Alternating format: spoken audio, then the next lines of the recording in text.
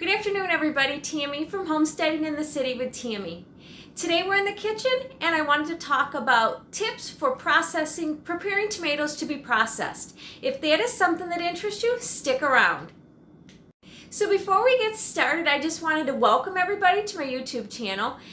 Thanks for all the new subscribers that I have. I really appreciate that. For those of you who have been here from the beginning, I really appreciate you coming by each week and watching the videos that I put out. If you have not subscribed, please consider doing so. It does benefit me by you subscribing to my YouTube channel. Okay, let's start talking tips for how to prepare tomatoes. So tip one is not everybody has tomatoes that they can get out of their garden and process immediately. Sometimes you get tomatoes, 4 or 5 at a time. A lot of times you do not get tomatoes like this. This has been my tomato season every week. I get 4 8-quart baskets.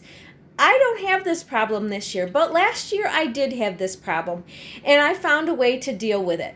If you are only getting a couple of tomatoes each week, the one thing you're going to want to do is process them down so that you don't lose your tomatoes. Now, I have this attachment that goes on my KitchenAid mixer that I can put my tomatoes in here, and they push down through, they go down through here, down in there, and then it comes out through here where the pulp and liquid comes out here and goes into the bucket, and then out this hole here comes all of my seeds and my skin.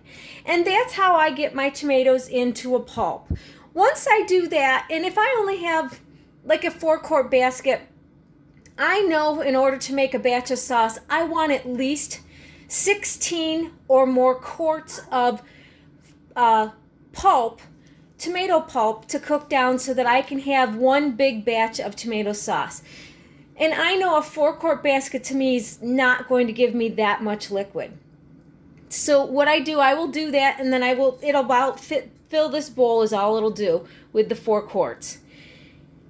Once I have that filled, I will pour that into a Ziploc bag, seal it, and try to get as much of the air out of it as possible. Lay it flat on a cookie sheet and put it in my freezer to freeze. And then when I get enough of those bags, I'll pull it out. I will thaw them in the sink, and then I will put them in my pot and I will cook them. So that's one way to preserve your tomatoes without losing them and allow to cook them later down the line. If you wanted to even do that in the fall because you just didn't have time in the summer, that is one way to do it.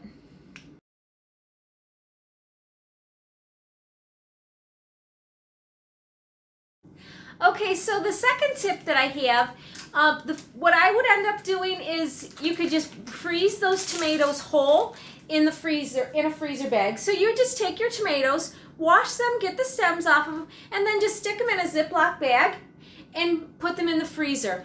When you bring them out of the freezer, the skins will, when they start to thaw, the skins will come right off of them. You'll just have to quarter them and get your seeds and your cores out. And that's another way.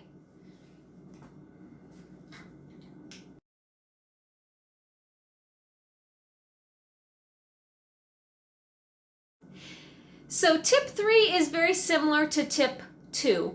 You would be freezing your tomatoes. The only difference you're going to do is take the core of the tomato out and then also give it a little squeeze and try to get a lot of the seeds and the jelly that's inside there out.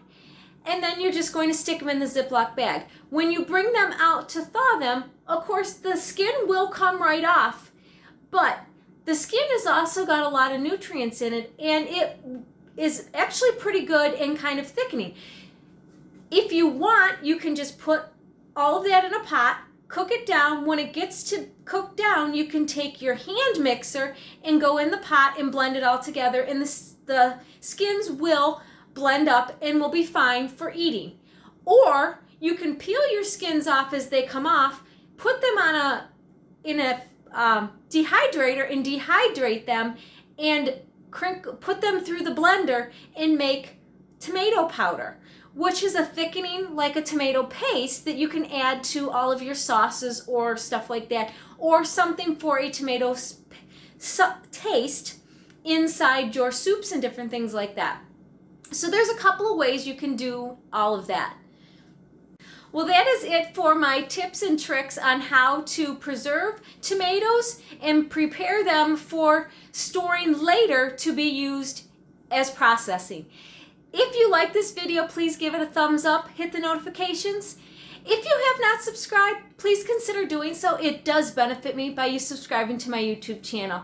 And as always, I will catch you on the next one. Have a good day. Bye.